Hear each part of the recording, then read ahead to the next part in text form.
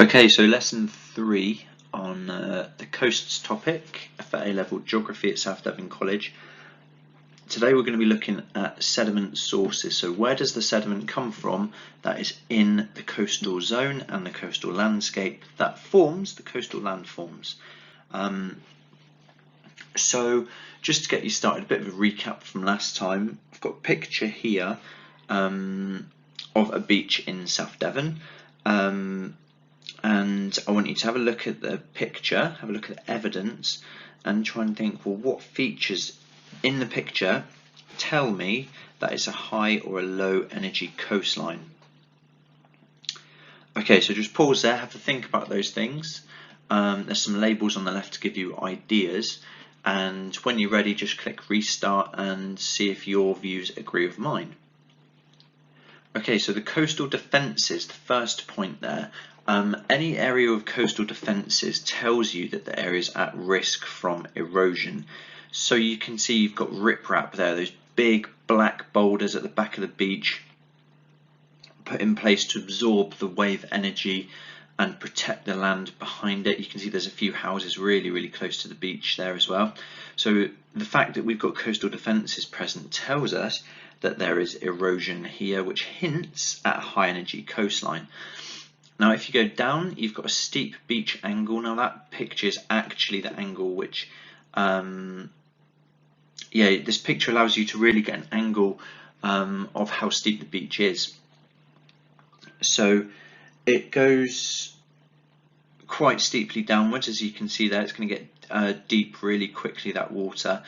And a steep beach angle tells us that there's erosion taking place, again hinting at a high energy coastline. You've got a berm where the beach levels out towards the right hand side of the picture. That is an erosional feature caused by storms, if you remember from last time. So this tells us that the area gets a lot of storms. Again, you've got a backshore link to the berm there, which is again a feature of a high energy coastline. And we've got evidence of attrition. Now, if you look at the pebbles, they're all lovely and smooth and round and well shined. That tells us that they're getting rubbed against each other quite a lot. It's forming these nice smooth pebbles, and again, that's a process of erosion. And linked to it all, you've got the strong backwash dragging the material away from the beach and off to another location, and that again undercuts the beach and leads to it slipping down and forming this really steep beach that you can see here. So overall, every piece of evidence we can see in this picture tells us that it's a high energy coastline. Now throughout the unit, hopefully you'll develop your skills where you'll be able to look at a coastline and tell a lot about it from the different features that are there, just from your own knowledge. So hopefully try and develop those skills as it goes on. If you go out, if you're going on your lovely little isolation walks along the coast or whatever, maybe you're not, maybe you don't even go out of the house, who knows. Just bear that in mind. Think, well, what am I looking at here? What's going on? What evidence is there of what's going on as well? It's like investigating the coastal scene in front of you. Okay, so I'd like you to take a couple of minutes, if you need it, maybe just 1 minute will be sufficient. Just mind map, list, think about in your head, however you want to do it. Where does the sediment come from in the coast? So all that lovely sediment that ends up on beaches and other places of deposition, where does it start its life? So make a little list, and then what we'll do is we'll go through the rest of the PowerPoint and we'll tick them off as we go. Hopefully you can see where the majority of the sediment comes from. So yeah, just make a little list, and then when you're ready, just move on.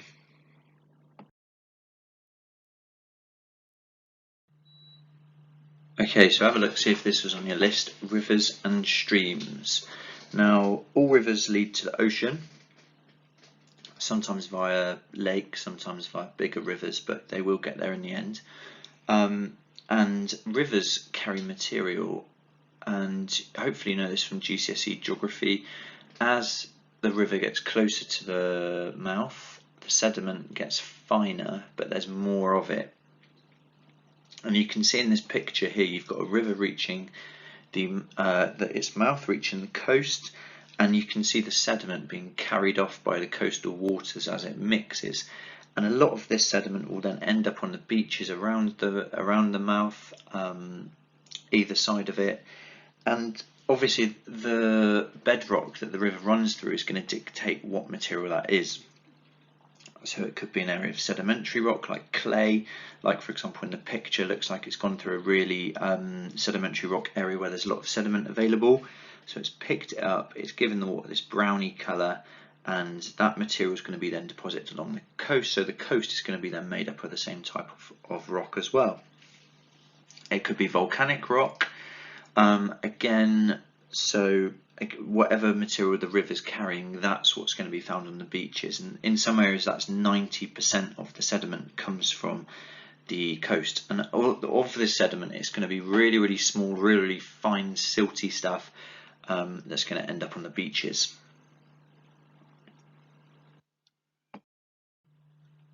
The second source of sediment in the coastal system are estuaries. An estuary forms at the mouth of a river. When the river hits the sea, it slows down, it deposits its material that it's carrying, and deltas are the result. You can see one in the picture on the right hand side there. They're a mixture of salt and fresh water, and they basically store sediment, and that sediment is available to the sea during storms. So after a storm, the appearance of a delta might be varied quite significantly, but most of the time it just gets built up and built up and built up as a store of sediment. Interesting little point at the bottom there. Of the 32 largest cities in the world, 22 are located on estuaries. Obviously they're a really favourable location because you've got fresh water for your water supply and industry. You've then got your salt water and sea for your trade and fishing and things like that. So yeah, just interesting little tidbit there for you.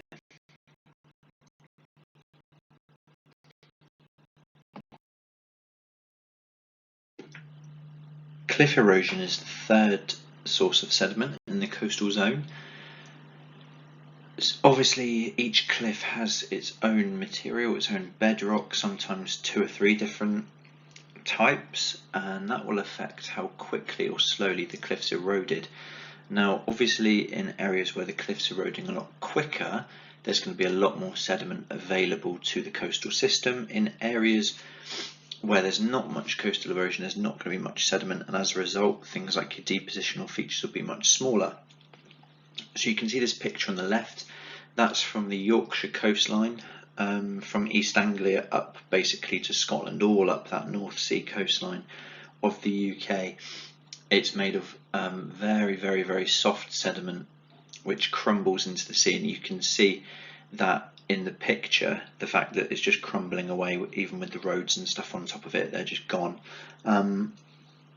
Obviously if you've got a cliff like that, it's going to supply lots and lots of sediment to the coastal system to be moved elsewhere within it. Yeah, so cliff erosion is a big source of sediment in the coastal zone, and obviously after things like storms there's going to be a lot more cliff erosion happening.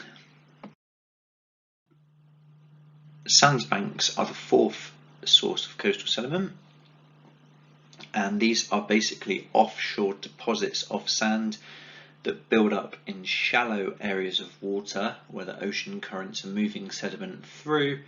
They hit the shallow patch of water, they lose their energy, they deposit the sediment, and it builds up. You get these in coastal areas where you've got a high volume of sediment available. So for example at Dawlish Warren there's a sandbank just offshore, and that's built up because you've got all the sediment from the river plus all the sediment from longshore drift elsewhere on the coastal system, and it all comes there. The seawater hits the fresh water, it slows down, it deposits its material, and you get this build up there. Bottom point there, sandbanks are expected to increase globally as sea levels rise, or as sea levels rise more of the coast is going to be affected by the sea. That means there's going to be more sediment available, so more sediment will be in the coastal system, so you get more deposit features like a sandbank. Sandbars, sandbanks, barrier islands, they're all the same thing, all various names for it. They're all formed by deposition, so they all form in areas where you've got high sediment, low water depth, low wave energy. And in behind these barrier islands, sandbars, you get areas of even more deposition. So let's start on the right hand side with that picture. That's part of the American coastline. And what you've got is you've got the two sandbars where you can see the sand out facing the sea, and in behind you've got an area of deposition, which is basically like a marsh area. And that's formed because when the wave hits the sandbar, it loses all its energy. The water is going to carry on through the gap, and it's going to be really, really slow and deposit in behind. So basically that you get a trapped lagoon in behind which deposits the material, and that builds up. In the top middle you can see some man-made barrier islands. Now these are often made by, for example, sinking old barges just off the coast, and what happens is the water in behind the obstruction is a lot slower, so you get a lot more material building up in there. And you can see that by the shape of the beach, the fact that it curves out towards the island and then back in, so it's like a series of C-shaped features all joined up. On the left hand side you've got a more natural looking sandbar. Again, that's formed because you've got the area of shallow water where the material has been deposited and built up over time, and that's trapping sediment. And the bottom middle picture is quite an interesting one. We've got man-made barrier islands in the Middle East. Again, these are built in an area where you've got really shallow water, really low energy waves. So the risk of those things being removed is ridiculously low. Just to carry on from what I said on the previous slide about the man-made barrier islands, obviously in Dubai that's where the 4 islands are. As you can see from the image, the Persian Gulf is an enclosed body of water, and what that means is it's got a really small fetch. Now fetch is the distance a wave can travel uninterrupted, so the maximum distance a wave could travel to Dubai is basically from Kuwait City in the top left, and that's a relatively short distance. There's going to be not much wind to blow it because the wind's not travelled over a big area. So this whole enclosed sea is going to be very low energy, so the risk of erosion in here is very low.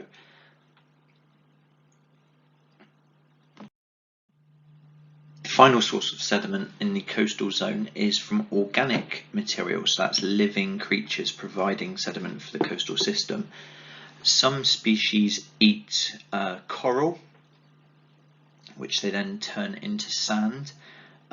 Which is nice, isn't it? So there's white sandy beaches in the Caribbean are actually partly made of parrotfish poo. Lovely. So what's going to happen is obviously these species are going to eat the coral, they're going to break it down, they're going to poo it out, and it's going to be sand. The parrotfish on the left there is a good example of this. They've got a big old beak on them so they can nibble away at the coral. It forms their diet. When they poop it out, it's carried off by the ocean currents and it ends up on beaches, usually in sort of Caribbean areas. Another one, the bottom middle one there, you've got the crown of thorns starfish. That does exactly the same. It crawls over the coral, eats it, and then its waste product is just sand that it gets rid of. The bottom right one is kelp forests. Now this is basically like big strands of kind of like seaweedy type stuff, but their roots actually anchor the sediment in place. So in normal conditions they actually hold the sediment and reduce its availability to the coastal system, but if there's a big storm and loads of the kelp gets ripped up, often the sediment it's hold in its roots will be ripped up with it, and then eventually they'll work its way to the beach. So if you have, for example, a lot of parrotfish in an environment, you can have a lot more sediment available. If you have a lot of kelp in an environment, there's going to be a lot less sediment available. So that's one way that living creatures can affect the amount of material available in a coastal zone. Okay, so onto this lovely diagram here of Christchurch Bay in Dorset. Each arrow represents a different type of sediment moving in a different way. Now, I'm not expecting you to know all of these off by heart, but this diagram did actually come up in an exam, I think last year or the year before, so it is quite an important one to understand this kind of diagram in there.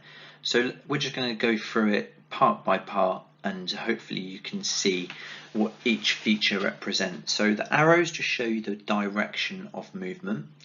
The amount of dots in the arrows show you the type of sediment that's being carried. Don't worry too much about that. The lines after it show you the volume, so how much of it's being carried. And the colour is the transport mechanism. So you've got longshore drift there, you've got transport, you've got cliff collapse. So let's just start with the green ones at the top. The green ones at the top represent cliff collapse, and from that you can see in this area, either side of Barton-on-Sea, we've got massive amounts of sediment going into the sea from the cliffs every year. So cliffs are obviously a very, very big source of sediment here. What we can tell from that and from the arrows is that it's mainly sort of gravel and sand, which is obviously very, very soft cliffs that we're going to get going in. Just down from that you can see next you've got the purple arrows, which represent the longshore drift, and that's clearly going from west to east along. So you can see the longshore drift, each of them's got 3 lines after it up until number 12. So you can see there's a lot of sediment being carried from the west down by Christchurch Ledge all the way along towards Milford-on-Sea there. So we've got longshore drift happening here. On the left you've got the orange arrows, which are the waves being driven in by the winds. They're going to take in sediment probably from, you've got 2 sandbanks here. At the bottom you've got Christian Sands just above the compass, and then you've got Christchurch Ledge, which are going to supply sediment as well. Let's move to the right hand side of the diagram. You can see you've got some estuarine transport coming on there, and this area by the Isle of Wight, you've got a big river called the Solent, which comes out from the River Itchen by Southampton. So a lot of the material carried down the River Itchen is going to come out here. So you can see we get the longshore drift at the end, it goes around a spit, and then you've got the red arrows that start to happen where you get the river water coming out. So just looking at this diagram, you can see how many different flows of water we have in one place. So don't just look at a landscape and go, oh, this is just dominated by longshore drift. Actually, there'll be a lot more going on. And this is the sort of map that we use to represent this. So just don't worry too much about this exact example. Just have a look at it and try and work out what's going on. Okay, so yeah, you can see every system's got a whole range and raft of processes. So just because the landforms tell you that erosion is happening, there might be a few little currents happening here and there with a bit of deposition, things like that in there. So this diagram shows the different sources and how they're connected within the coastal system. Remember we said that the coastal system was an open system, so sediment can come into it from outside and leave, and it was the littoral cells that are closed systems. So what we've got the sources of sediment in the red boxes, and you can just have a look through this and see the different movements that the sediment can take. It can be quite useful to visualize them in this way. Some of you might like it better than just the descriptions of them. On this map I've labelled 2 different coloured arrows. The blue arrows are the parts of the world where you've got a large fetch, so that means the waves and the wind can travel uninterrupted over that part of the world, and that's going to lead to really big waves. So the first one, the one between the blue arrow right in the middle of the map, goes from the United States or North America to Europe, and you can see that the west half of the UK and Ireland in particular is exposed to a really big fetch, and that means that you're going to get many more destructive waves in that coastline. It's going to be a much higher energy coastline. So that's why parts of Ireland and, for example, the north coast of Cornwall, you get some massive waves in there. Right at the bottom, you've got the arrow that's pointing towards Argentina, and of course that is a huge fetch. Again, the waves can pretty much travel from New Zealand all the way across the Southern Ocean until they reach Argentina there. So, for example, the Falklands, which is the little dot just by the tip of the arrow at the bottom, they're going to be exposed to some massive waves, lots of high energy, very destructive. The third and final one, the one that goes from the left hand side of the map round the world towards Japan, so that's going from the United States and North America to Japan across the Pacific, that's going to have a really big fetch as well. So if you've got a coastline that borders a huge ocean, so for example like the Atlantic, the Indian Ocean, the Southern Ocean, the Pacific Ocean, expect the coastlines along there to be full of erosional landforms. The red arrows are the areas of much smaller fetch, so again those waves are going to be much smaller. We've got the Caribbean on the left hand side and the Gulf of Mexico. Between Florida Panhandle and the Mexico border, that arrow goes between, and that's going to result in the waves being much smaller, much sheltered, so you're going to get much more deposition happening in those areas. The one right in the middle at the top by the UK, the UK to the North Sea, again very small distance the waves can travel. You might get a few waves coming down from the Arctic though that would be a lot bigger, so it very much depends on the prevailing winds there. And the final red arrow right in the centre of the map, you have the Mediterranean. Obviously the Mediterranean is an enclosed sea, so the distance the waves can travel is still going to be limited. You're going to get many more features of deposition along the coastlines of North Africa and Southern Europe. So you've got two maps here. The one on the top left shows the global wind patterns, and you can see any area that is affected, basically that has an arrow going towards it, is going to be affected by high energy destructive waves. The areas with the arrows going away from it are going to be a bit lower energy, perhaps more constructive features in those areas. So wind patterns, obviously we know that wind moves the waves as well, so if you've got a high wind pattern going straight towards you, chances are you're going to get a lot of big waves going straight towards you as well.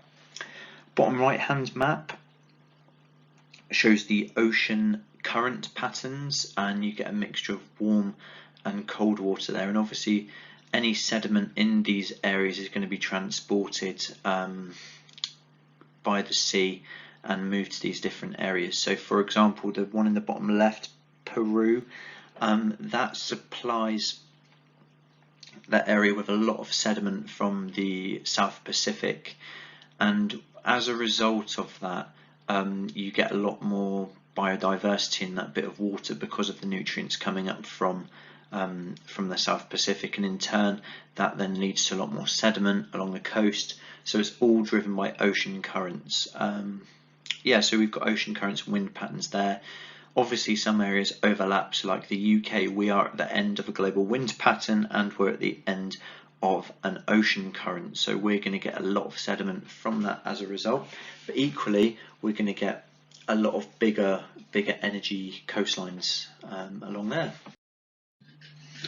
So now we've looked at high and low energy coastlines, where the sediment comes from. I want you to pick one high energy coastline and one low energy coastline in the UK, and just basically do a comparison sheet for the two. So I don't mind which high energy coast and which low energy coast you do, totally up to you. You might want to stay in South Devon and do it. Remember that picture from the start was from Hall Sands, down by Slapton, down south of Dartmouth. That's an erosional feature, and then you might want to pick a depositional feature from around, say for example Dawlish Warren, or you can do whatever coastline you want. Another good one is the Yorkshire coastline, which is the Holderness coastline. That's what its name is. That's a really high energy coastline. Up to you though which ones you do. You might find some others online. Instructions are: why is it a high energy coastline? Why is it a low energy coastline? Give some reasons. It could be fetch, currents, wind, weather, whatever. Some maps that perhaps label these features and the different erosional or depositional features in the area. Some of the pictures of the landforms, again, you can just get these off Google. Any coastal management in the area. Now obviously that is going to show you perhaps if it's a high or a low energy coastline. And again, the focus of the investigation should be the causes in the background. So like in the area, why is it a high energy coastline? Why is it a low energy coastline, etc. Okay. As it's a bank holiday, I'm only going to give you this piece of work to do this week. So this is the last you'll hear from me until the 11th of May. It's Bank Holiday Friday this week as well. So if you need any help with this, just give me a shout. I've started marking I have marked your 9-mark questions. So I'm not expecting you to improve on them, just some feedback, but the ones I've marked are very good. If you've not done that, still try and get it into me. It's important you're still doing exam questions and things like that at this time. I know it's a bit different, but you know, that's just the way it is. Okay, so yeah, on Monday next week I'll upload the next video in this series. Okay guys, thank you, have a good week and enjoy.